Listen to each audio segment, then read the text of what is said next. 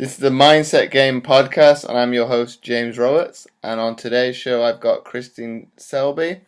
So welcome onto the show, Christine. Hi, thanks. Pleasure to be here. Can you give a brief introduction to who you are and what you do? I'll give it a shot. I'm trained as a counseling psychologist here in the United States, and currently live in Maine. I am licensed as a psychologist, and I do have that going on as a private practice, but I also teach full-time at a local university, and I teach primarily in the psychology department. So my private practice, though, is made up mostly of people dealing with eating disorders, quite frankly, but a lot of them are dealing, in addition to that, a lot of them are dealing with anxiety, depression, and a smaller percentage of who I work with are athletes, but they usually find me for oftentimes issues related to mental health. Sometimes it is eating disorders, but other times it's pretty intense anxiety. Occasionally, people will find me because they've kind of hit a crisis in their sport participation, and honestly aren't quite sure if they want to continue. So I do work with a wide variety of people, but I do find that a lot of where we end up in the work is helping them to figure out whatever it is that they want, so they can feel happy, content, satisfied, that kind of thing. I was looking at your Twitter. What brought about the book that you published, the Psychology of Relaxation? Yeah, so that was it was one of those situations where I have colleagues in the field of sports psychology that I've worked with in a variety of capacities, and so a colleague of mine was writing actually the exercise and sport psychology edition of the book that I wrote. So the book that I wrote, Chilling Out, the Psychology of Relaxation, is a part of a 9-book series. And so the publisher had asked if they knew anyone who was interested and had some knowledge in that, and so she referred me. So it was kind of one of those, I don't know if it would have happened if I hadn't been working with this person, but that's how it came about, and I agreed to do it because though it's not my primary area of focus, I work a lot with people on how to take care of themselves, and a big part of that is how to relax and how to find enjoyment in life. And kind of linking the two together between that psychology of relaxation and dealing with the nature that you do in your work with anxiety, how did the two kind of interlink that to be able to help people and vice versa in both situations? So how did what interlink with what? I'm sorry. How does psychology of relaxation interlink with like people that have problems with anxiety? Oh, okay, I see what you're saying. So, or at least I think I do. Correct me if I'm wrong. There is the people who are dealing with the clinical anxiety. So when I use the word anxiety, I am talking about the kind that's diagnosed and usually requires treatment, maybe medication, often psychotherapy. So certainly a big part of treating that is helping people with their thought process. A big part of anxiety is really what people tell themselves about what's going on in their lives.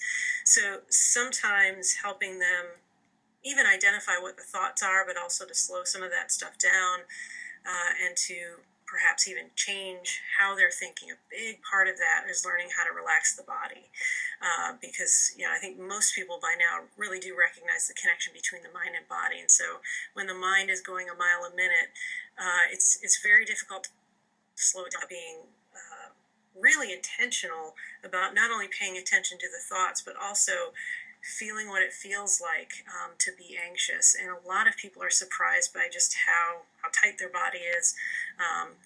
Most of them aren't too surprised about how fast their heart rate is going, but when they really pay attention to just how tense they are, they feel it throughout their entire body. So I hope I've answered that in the way that you were asking. But yeah, a big part of it is, like I said, learning to relax the body. And some of that is, some people find that simply learning how to breathe correctly is all they need to do. and others find they need something more like a meditation or relaxation script or yoga or something like that. And when you talk along the lines of breathing in the correct way, what can that consist of? Yeah, so again, I don't know precisely why. There may be people out there who do, but a lot of us breathe. If you pay attention on your breathing, you're usually breathing sort of up here, and your shoulders might rise, and your upper chest might rise, and you're actually not getting a full breath when you do that. And so the breathing correctly is often referred to abdominal breathing or belly breathing. And so sometimes what I do is literally teach them how to breathe properly, and it's actually fairly simple. It often just consists of putting a hand on your belly and just making sure that's moving, it's rising and falling with each breath, and it can be that simple. But when we get into our daily routines and do what we do, we often lose track of, am I breathing right? There's a reason why I'm kind of out of breath or feeling, again, tense or whatever, and again, a signal is truly not breathing properly. So. Okay. And then coming back to your thoughts about not earlier thoughts. There, you were saying about obviously eating disorders. Do you see from your obviously work as a psychologist, does there have a rapport between eating disorders and people having anxieties as a result of that? That's a really good question. And the way you asked it, it certainly can happen that way, that the anxiety can be the result of the eating disorder. Oftentimes, what's found, though, is that the anxiety predates the eating disorder. So eating disorders and anxiety are very commonly co-occurring. They often are, somebody's dealing with both of those things. Usually the anxiety has a longer history than the eating disorder. So again, treating it, and that's part of the reason why treating eating disorders is so difficult. It isn't, the eating disorder itself is difficult, but again, often it's not just the eating disorder. So there's often a co-occurring anxiety that certainly fuels the eating disorder. But sometimes, it again, depending on what's going on, it makes sense to kind of set the eating disorder aside, depending on how severe it is, and focus on where the anxiety is, how they experience it, and then to the degree that it makes sense, how that feeds into the eating disorder, how it may have even contributed to developing in the first place. Okay, that's quite interesting that you say you've got to, in some cases, put it aside to solve the underlying issue. Yeah, I don't. If you were to have somebody else on here, I don't know if they would agree with me. I know I'm in that. A lot of my work with eating disorders, I'm making a guess about percentages, but the vast majority of the time we are not talking about the eating disorder. It's kind of like, I certainly don't want to make too many comparisons because each thing is different, but it's like with depression, there's lots of causes for depression, but feeling sad, sleeping a lot, eating, overeating, undereating, those are all symptoms of something else going on. It's the same kind of thing with the eating disorder. The eating behaviors are a symptom of something else. So it's an attempt at solving some kind of issue. And there's no doubt with eating disorders that there's a lot going on in the brain. There's a lot more research now to suggest there's some genetic components to it. There's a lot of brain chemistry occurring, but there's also quite a bit of psychology behind it in terms of helping the patient understand relationships, emotional regulation, that kind of thing. Because usually when the eating disorder is at its worst, there's a whole lot of emotional turmoil going on. And it's in some cases they're trying to fill a void that they're missing in some aspect of their lives, that they're obviously going down that route. Sometimes, and again, it's not always easy to figure out, and depending on the person, they may or may not want to figure it out, but it is certainly the case that at some point because a lot of times people with eating disorders really, they want to let it go, they want to get rid of it, and they don't at the same time. And so when they get closer to really wanting to finally be done with the eating disorder and push it entirely out of their lives, there's kind of a panic, and I don't mean that necessarily in terms of panic attack, but there's a sort of like, wait a minute, if I don't have this, what do I have? What do I fill this in with? And so a lot of folks are confronted by the idea that there's a piece of who they are that is a void that's missing, that the eating disorder has filled up. So what I don't know for sure is, was that piece missing from the very beginning, or was the eating disorder around so long that it just made enough space and has now created a hole? But I think you're accurate in saying that the eating disorder fills up a space that, when taken away, that there's kind of nothing there, and they have to learn how to fill it up with something that's more healthy and more satisfying. And does that fact come back to the person doesn't have, well, they don't have a true definition of who they are to a certain extent, if you get what I mean. They Yeah, they can't yeah, and that, they can't well, like, and I think another psychologist that I had on, Steve Melly, was saying a lot of athletes have problems with identifying who they are, obviously, when they retire. Is that something you yes. could probably equate to with people who have eating disorders as well? Is if they take that away, Hmm. who am I actually? Yes, I mean, you hit the nail on the head, and we really literally could stop there, but I'll say some stuff. But you're absolutely right. I would agree with sport. I mean, that's one of the most difficult things for somebody who's been an athlete, regardless of the level at which they've competed. It's really hard to let go of that and to no longer say, oh, I'm an athlete. So some people with eating disorders, whether they really want to or not, come to highly identify with it. And it's really fascinating, because a lot of the work that I do with eating disorders, with themselves and how they interact with family members and friends, is helping themselves and helping those other people see them as more than their eating disorder. However, at the same time, they often highly identify with the eating disorder. Well, this is who I am. This is what I do. This is a part of me. So again, circling back around, yes, the identity piece, the sense of self, is, depending on how long the eating disorder has been around, is really either underdeveloped, depending on how early the eating disorder started, so they never had a chance to really develop who they were, or again, it's been around for so long that they've forgotten who they are, and it takes a while to refigure that out. And what are some of the steps that you could put in place to help that person get out of that mindset? You know, the mindset of like identifying with the eating disorder. Yes. Yeah. Uh, that's a really good question. Uh, I hesitate.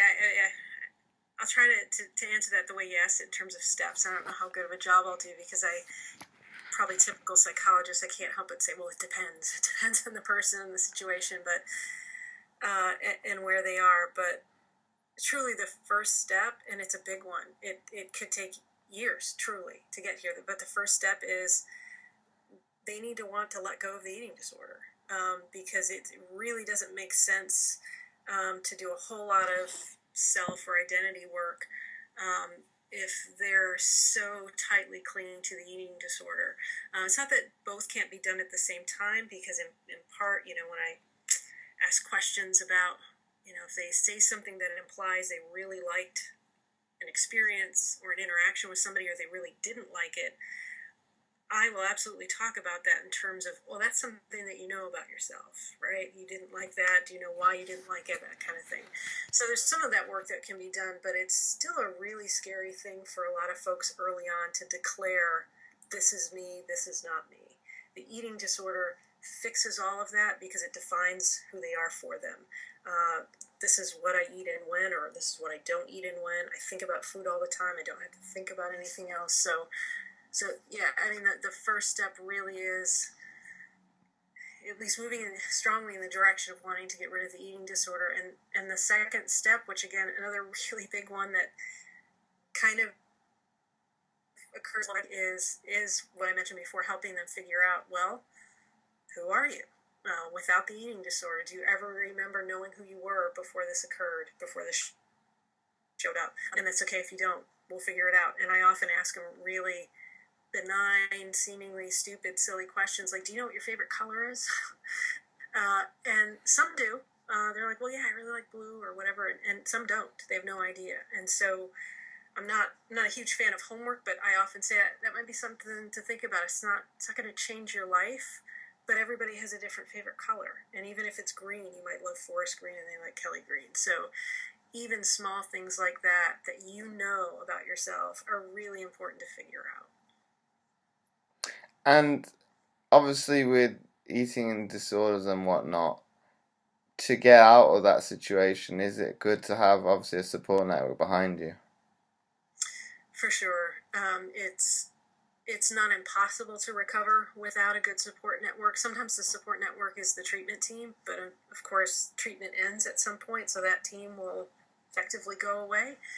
So it's not impossible to recover fully without a good support network, but man, it is really, really important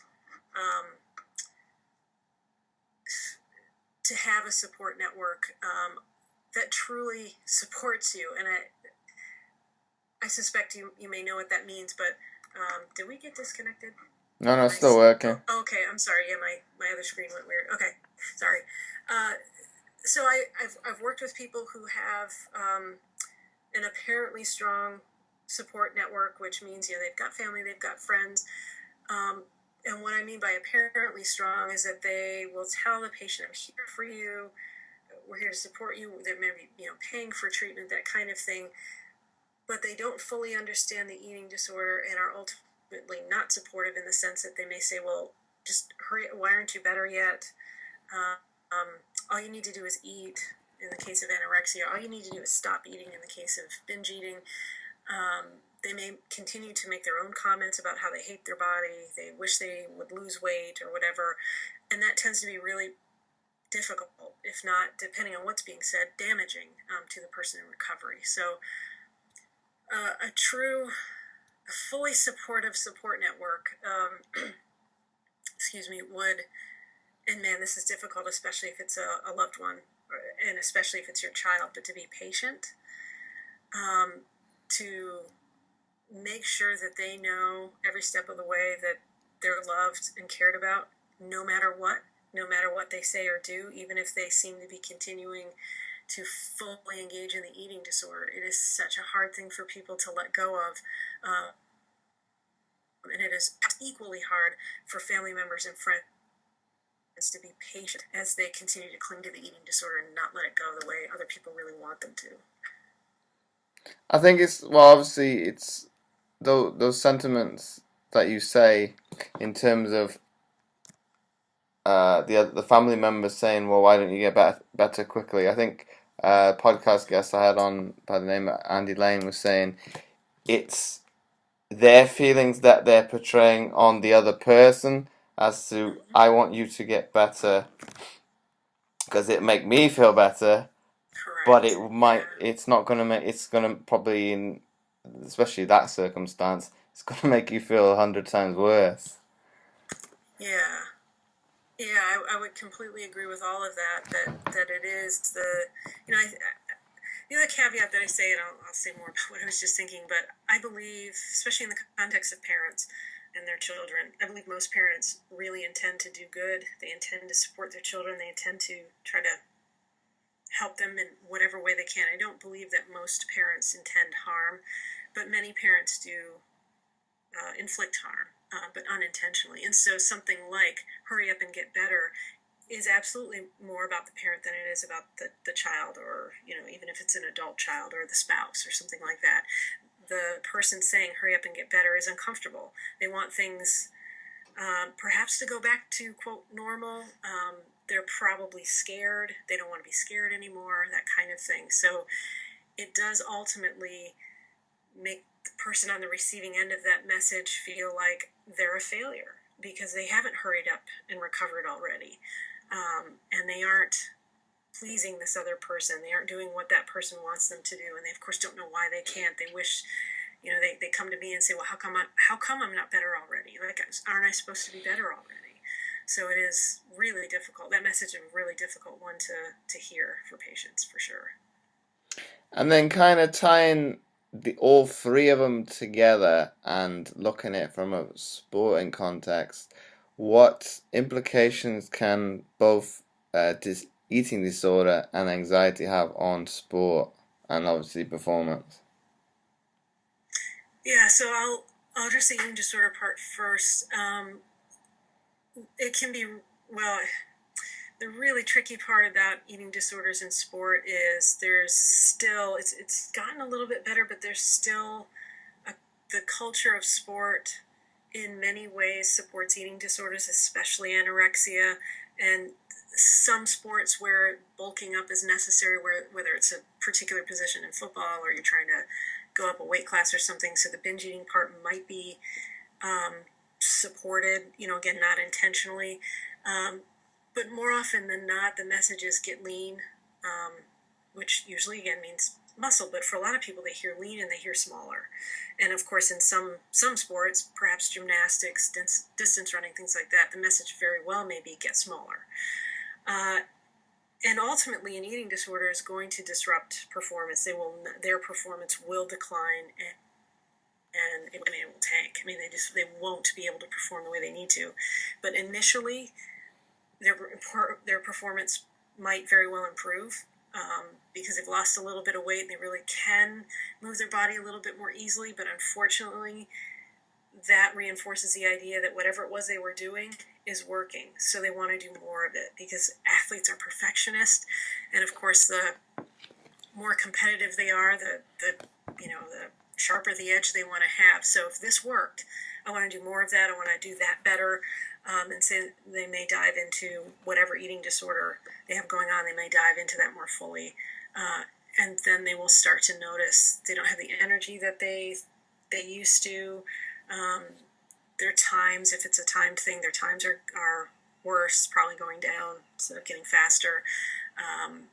Even in practice, they're noticing differences. And so ultimately, eating disorders are really dangerous. And if you're engaging in really heavy duty physical activity and you're not fueling your body correctly, there's the performance piece of it, but then there's the can your body literally function piece of it. Does it have the minerals and nutrients and electrolytes it needs to keep your liver going, and things like that. So it can be very, very dangerous in sport.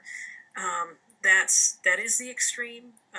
Usually what happens is an athlete's performance will decline and or they'll get injured and they can't perform, and so they're effectively benched. And hopefully they'll get treatment. Just kind of, again, depends on the program or who they are. So that's a thumbnail sketch of kind of how eating disorders can impact sport. And with anxiety is tricky in sport because there's some.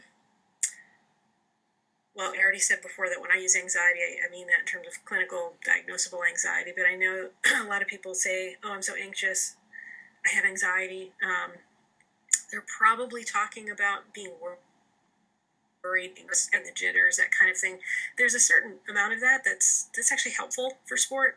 That means your body's kind of a little bit ready to go, and you're anxious to get started and do what you do and get into the flow. And a lot of athletes will say, not all of them for sure, but a lot will say, well, I was anxious until I got in there. Once I got in there, I was good.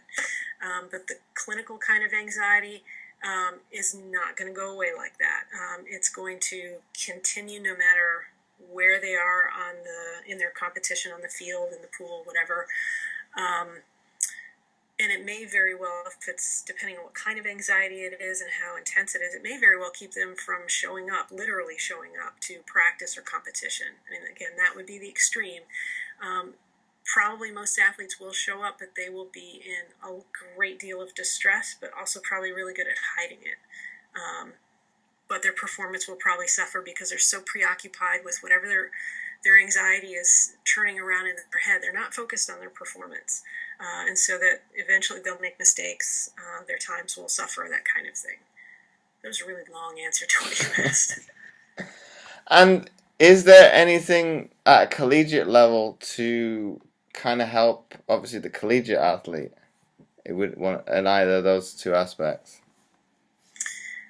Ideally, screening. I mean, initially, and the NCAA in the states has some things to say about what, the importance of mental health and screening and things like that. I honestly don't know enough about that to know how universal screening really is, whether here or even, abroad, for me. But screening is really important.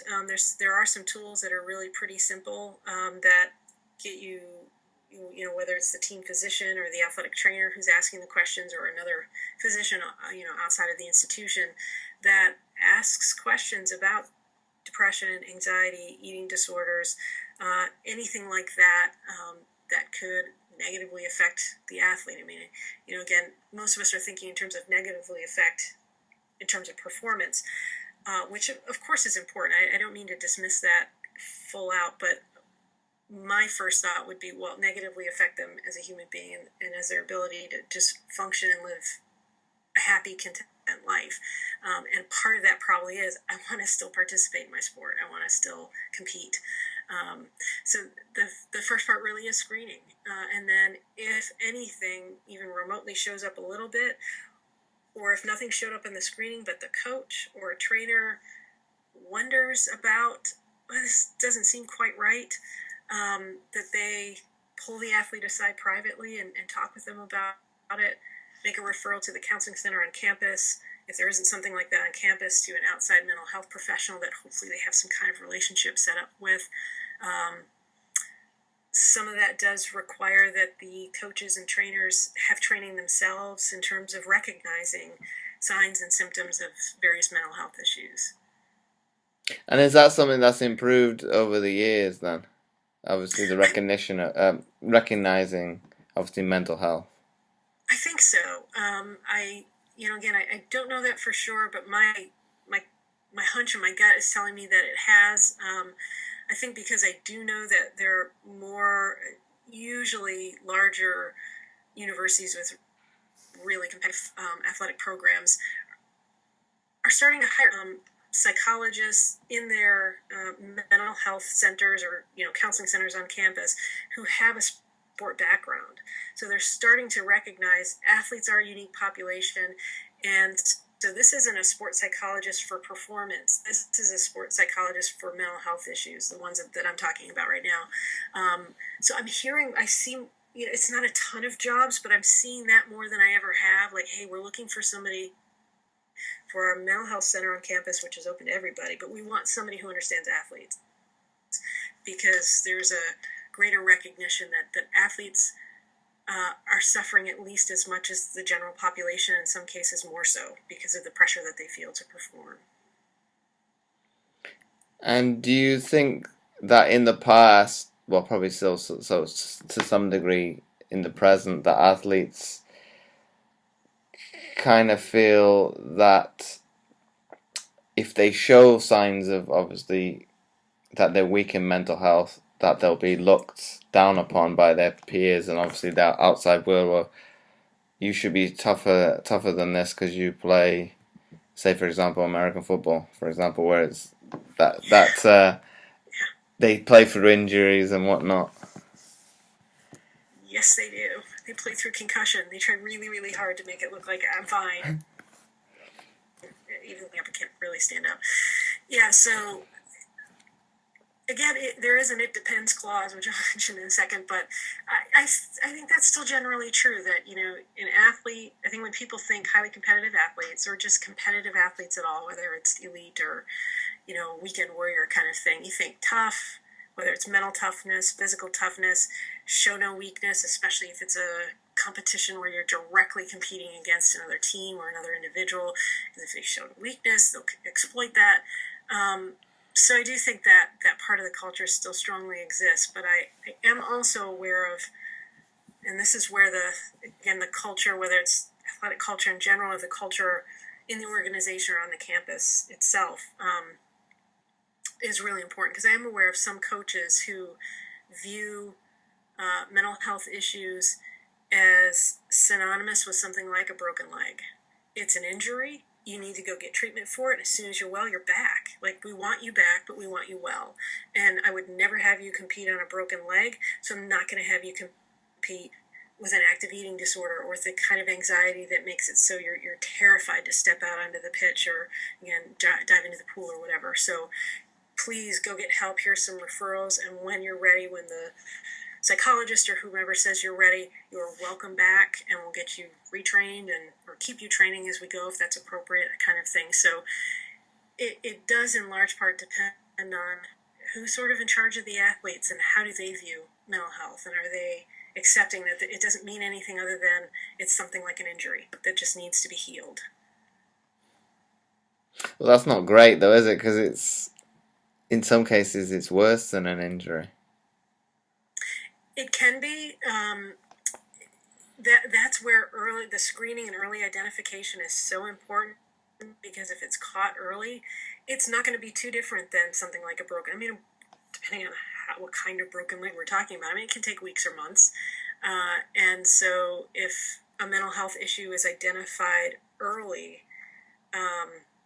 recovery can take months, like 2-3 months maybe, which is going to seem, that's a season in collegiate athletics for sure. But that's not years and years and years. So, or, so debilitated that they even have to drop out of school altogether if we're talking about collegiate athletics. So you're right, it's not ideal, especially if whatever we're talking about has been around for a long time, years. That is going to take a longer recovery.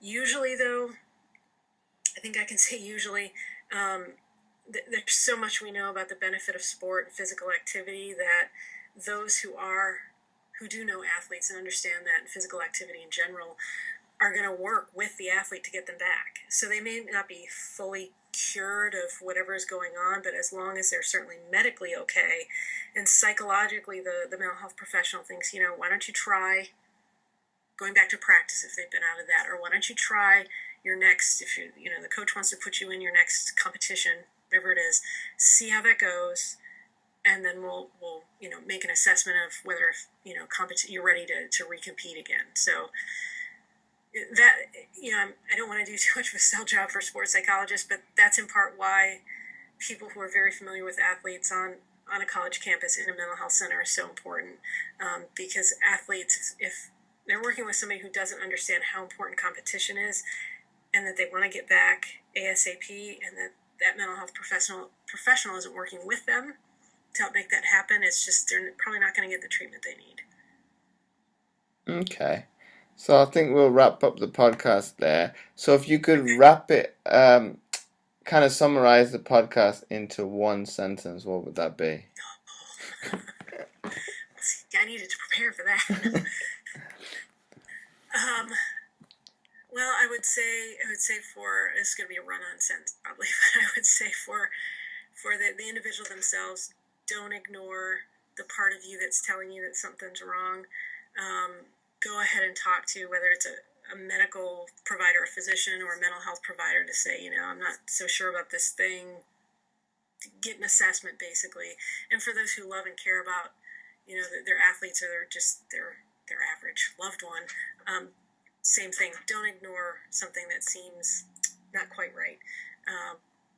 Just meet with somebody who can do a proper assessment and determine if, in fact, there's something that needs treatment or just a little bit of support. So thanks again for coming on the show, Christine, and sharing your insight into, obviously, what is a very important topic. My pleasure. I appreciate you asking me to be on your show, or your podcast. I guess it's a show, yeah. Bit of both. So once again, thanks again. My pleasure. And for everybody else, this podcast will be aired every Thursday. So until next week, I will see you then.